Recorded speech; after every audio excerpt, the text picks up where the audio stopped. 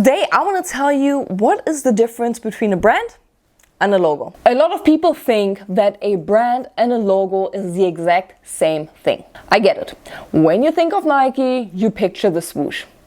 But here's the thing, the swoosh is not the brand.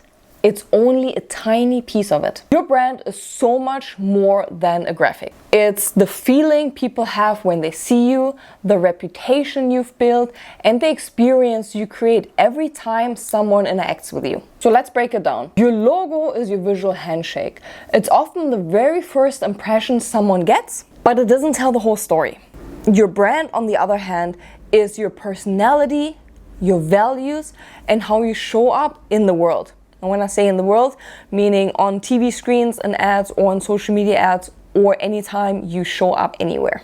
So think of your logo as the face and your brand as your entire character. So how you talk, how you act, and how you make people feel. You can change your logo tomorrow and still keep your brand intact if the personality and experience remains consistent. And a lot of brands have done that.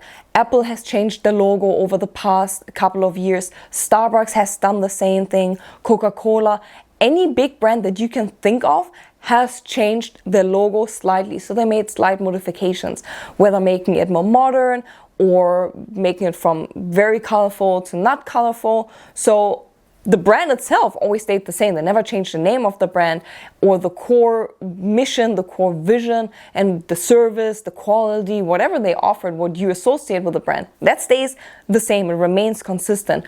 Just the logo changed. But why is it super important to remain consistent? It matters because people don't stay loyal to logos.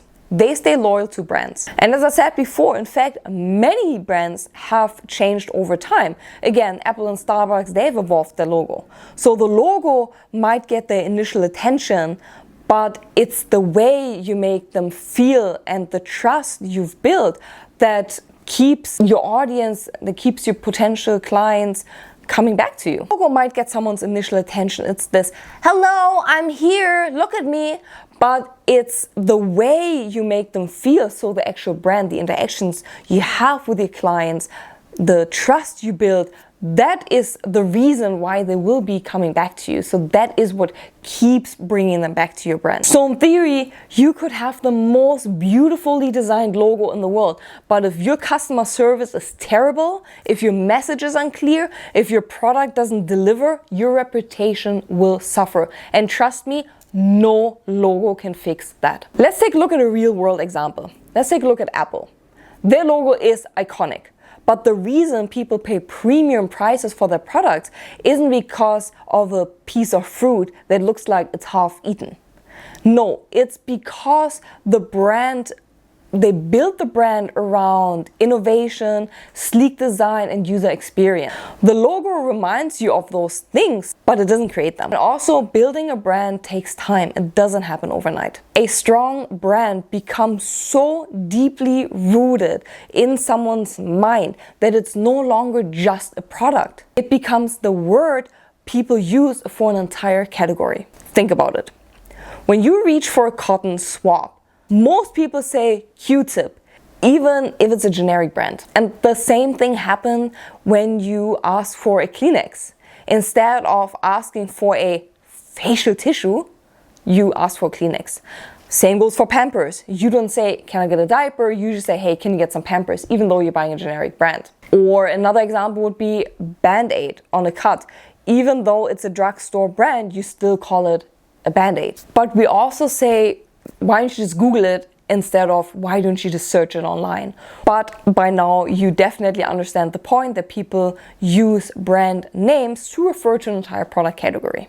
And that's when you know a brand has transcended its logo and product line and it becomes part of the everyday language. And that recognition isn't built from having a nice logo alone. It's built through years of consistency, trust, and delivering experience people will remember. A logo might be a handshake, but your brand is the entire reputation. So if you're building a brand, don't obsess over your logo. Don't be like, oh my God, my logo needs to be perfect.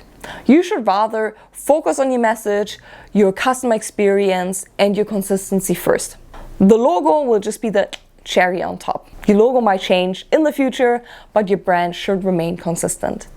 And I hope this quick explanation helped you to understand the difference between a brand and a logo.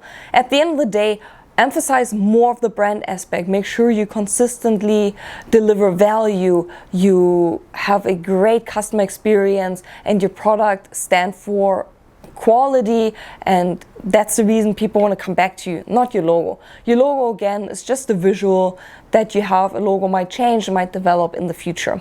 So this led us yet again also to another episode of the Content Marketing Cheat Sheet podcast. I'm so glad you tuned in today. And if you need help building a brand, building a logo, or building both, you can always reach out to me at Nina@thesocialwisdom. I do this day in and day out. You know that I've been in marketing for over a decade, and that is just something that I do, that I love doing. I'm your Swiss Army knife. I can do whatever you need me to do. And I'm also super stoked that you tune in today, and I cannot wait to see you next time. Until then, goodbye, or how we say in Germany, auf Wiedersehen.